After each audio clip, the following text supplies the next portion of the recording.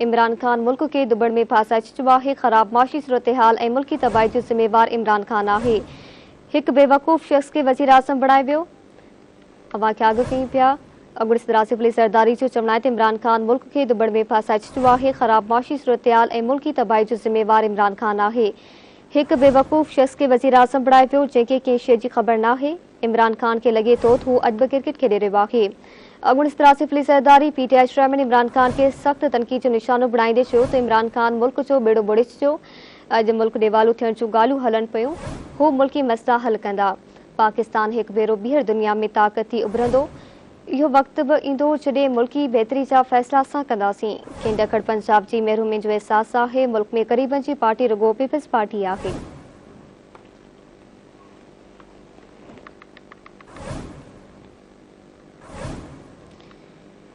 अॻूणी सदर सिविल सरदारी जो चवणु आहे त इमरान खान मुल्क के दुबड़ में फासाए चुको। ख़राब माशी सूरत हाल ऐं मुल्की तबाही जो ज़िम्मेवार इमरान खान आहे।